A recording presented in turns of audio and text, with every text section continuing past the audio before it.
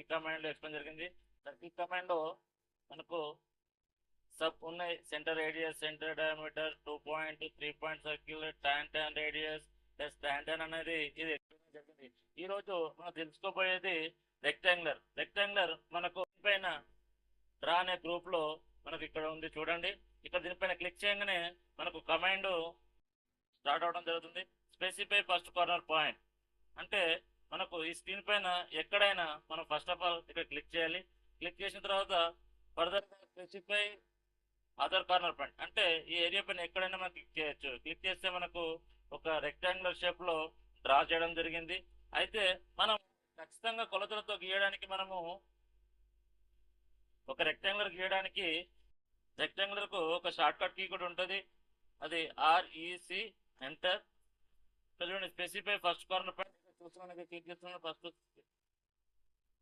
Click చేయగానే మనకు specify other corner point అంటే కీబోర్డ్ పైన షిఫ్ట్ @ ఇక్కడ చూడండి స్పెసిఫై అదర్ కార్నర్ పాయింట్ అని అడుగుతుంది కదా. ఇక్కడ మనము 20 ఫీట్ అంటే లెంత్ 20 ఫీట్ తీసేసిన తర్వాత కీబోర్డ్ పైన కామా అనే సింబల్ పైన క్లిక్ చేయగానే మనకు ఆటోమేటిక్ గా మనకు విడ్త్ అనేది 10 ఫీట్ ఎంటర్.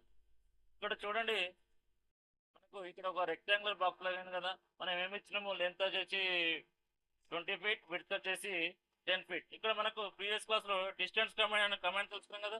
దాని ద్వారా ఇప్పుడు మనం చెక్ చేస్తాం. DI enter.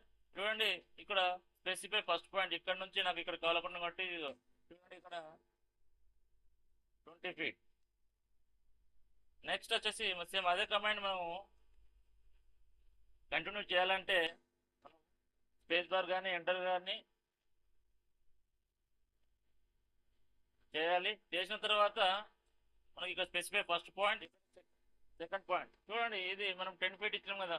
ఒక రెక్టాంగులర్ బాక్స్ ని ఏ విధంగా డ్రా చేయాలనేది మనం ఇప్పుడు ఈ రోజు వీడియోలో తెలుసుకున్నాం. మనకు